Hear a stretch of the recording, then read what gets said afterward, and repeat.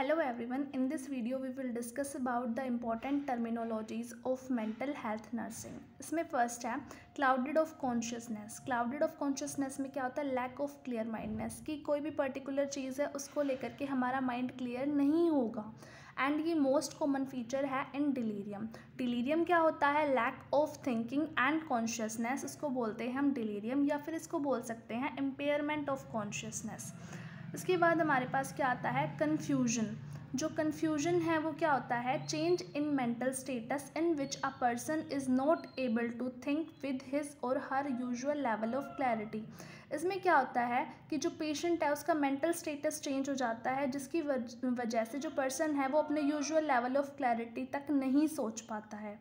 Then उसके बाद है हमारे पास अनकॉन्शियसनेस। अनकॉन्शियसनेस क्या होती है? State of mind in which patient is unable to give response toward external stimuli.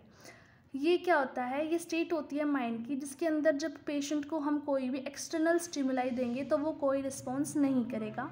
और ये जो स्टेट है ये एग्जिस्ट करती है फ्यू सेकेंड्स, फ्यू मिनट्स या फिर फ्यू हार्स तक।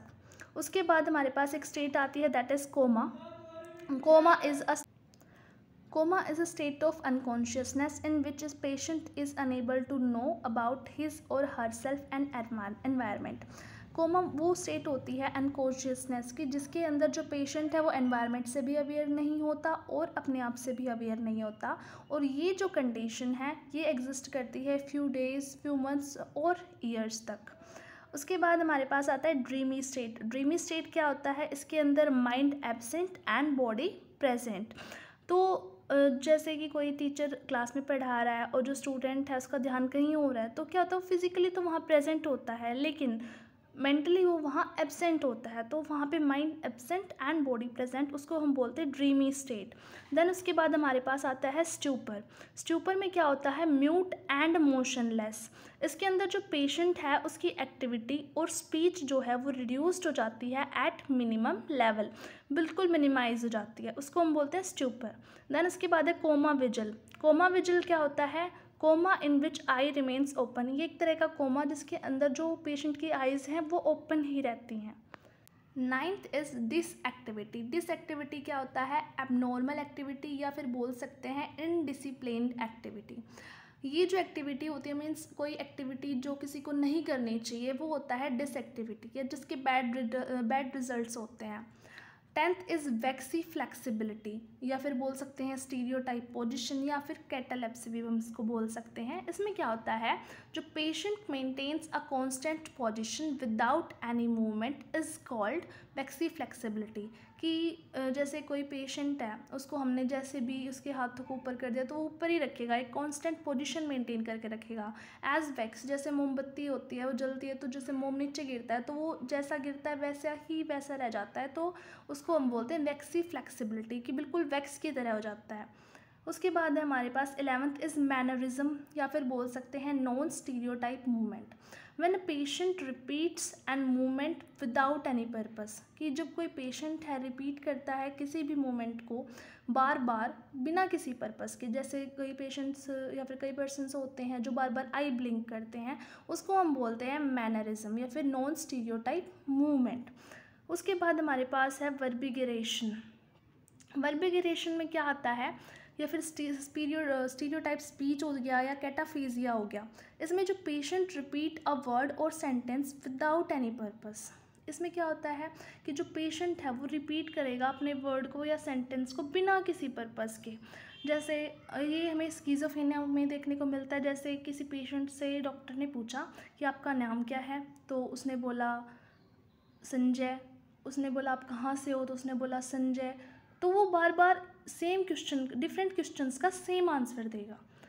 उसके बाद हमारे पास होता है परसिवरेशन। परसिवरेशन में क्या होता है? Repetition of words again and again in absence और सिजेशन ऑफ स्टिमुलाई। इसमें जो वर्ड्स है उसका रिपीटिशन वो करेगा अगेन एंड अगेन, चाहे स्टिमुलाई दो या मत दो, या फिर एब्सेंस ऑफ स्टिमुलाई में, या स्टिमुलाई रोक दी जाती है तब। जैसे डॉक्टर ने पेशेंट से पूछा कि आप कहाँ से हो, उसने कहा जोधपुर से, फिर वो बोलेगा जोधपुर से, लेकिन उससे कोई स्टिमुलाई नहीं दे रहे, फिर भी वो सेम वर्ड रिपीट कर रहा है। फिर उसके बाद आता है नेगेटिविज्म। नेगेटिविज्म क्या होता है? In this the patient is unaware to stimuli but he tries to oppose stimulus actively or passively. इसके अंदर जो पेशेंट है वो स्टिमुली से अवेयर तो होता है, लेकिन जो उसको करने के लिए बोला जाए वो उसका अपोजिट करेगा। जैसे डॉक्टर उसको बोलेगा बैठ जाओ तो वो खड़ा हो जाएगा, वो कहेगा, डॉक्टर कहेगा कि आपकी आंखें बंद करो तो वो खोलेगा, ठीक है, उसको बोलते हैं नेगेटिविज्म। देन उसके बाद है इकोलेलिया। इकोलेलिया क्या होता है? Repetition of speech bye imitation copy by the patient. इसके अंदर कैसे होता है? जैसे डॉक्टर ने पूछा आपका नाम क्या है, तो पेशेंट पूछेगा आपका नाम क्या है। इसको बोलते हैं हम इकोलेलिया, कि जैसे किसी की कॉपी करना, किसी की स्पीच की कॉपी करना। 16th है हमारे पास इकोपायरेक्सिया। इकोपायरेक्सिया क्या होता है? Repetition of activity done by imitation by patient. इसमें क्या होता है कि पेशेंट किसी की एक्टिविटी को कॉपी करता है। जैसे कि कोई बच्चा है हॉस्पिटल में, वो कूद रहा है, तो पेशेंट उसको देख के कूदेगा, उसकी एक्टिविटी रिपीट करेगा, उसको बोलते हैं इकोपायरेक्सिया। फिर आता है सुसाइड। सुसाइड क्या होता है? एक्ट ऑफ किलिंग वंस, कि अपने आप को हार्म करना, अपने आप को मारने की कोशिश करना, जो कि डिप्रेशन, स्ट्रेस की वजह से होता है मेनली। उसके बाद हमारे पास आता है वायलेंस। वायलेंस में क्या होता है? Behaviour involving physical force intended to hurt or kill someone और समथिंग। इसमें वो बिहेवियर इन्वॉल्व होता है जिसकी वजह से कोई किसी को फिजिकली हार्म करता है, हर्ट करता है, किसी को मारने की कोशिश करता है, ये सब आता है वायलेंस में। उसके बाद हमारे पास आता है flight of ideas. Flight of ideas क्या होते हैं? इसमें क्या होता है? जो person to quickly shift from one idea to another idea but these have minimum connection with other. इसमें क्या होता है? जो फ्लाइट ऑफ आइडियाज़ में जो पर्सन है वो एक आइडिया से दूसरे आइडिया पर बहुत जल्दी शिफ्ट करता है और उन आइडियाज़ के बीच में बहुत कम कनेक्शन होता है। ये एक इम्पॉर्टेंट सिम्टम है मैनिया का। जैसे कि एग्जांपल क्या होगा? I live in Delhi, my cat has a big belly, I like to eat jelly, लैली लैली लैली। तो पेशेंट ऐसे बात करेगा इसमें। देन इसके बाद है हमारे पास क्लैंक्स एसोसिएशन। क्लैंक्स एसोसिएशन में क्या होता है? In this person make a clang of same pronunciation word, कि इसमें जो पर्सन है वो एक राइम सी क्रिएट करने की कोशिश करता है, जैसे कि बैट, रैट, कैट, हैट, जैसे जिंजर, विंजर, ऐसे करके। देन इसके बाद होता है anhedonia, lack of interest in previously pleasurable activity. इसका एग्जांपल जैसे कि हम लोग भी ऐसे फर्स्ट ईयर में, जीएनएम फर्स्ट ईयर में होते हैं, तो हमें बहुत इंटरेस्ट होता है कि हम कैनुला लगाएं, टीपीआर करें, लेकिन जब हम धीरे धीरे वो चीज़ करने लग जाते हैं तो उसमें हमारा प्लेजर ख़त्म हो जाता है, तो उसको बोलते हैं एनहीडोनिया। फिर आता है यूफोरिया। यूफोरिया क्या होता है? State of happiness. देन उसके बाद है हमारा डिल्यूजन। डिल्यूजन में क्या आता है? Patient has false fixed belief unshakeable and can not be explain on the basis of a person social and cultural background. कि पेशेंट को फॉल्स बिलीव होते हैं। जैसे कि मान लो कोई पेशेंट है और उसके सामने कोई डॉक्टर, नर्स बात कर रहे हैं थोड़ा दूर से, तो उसको क्या लगेगा कि मेरे बारे में बात कर रहे हैं, कि उसको फॉल्स बिलीव्स हो जाते हैं, और ये हमारी सोसाइटी में बहुत कॉमन है।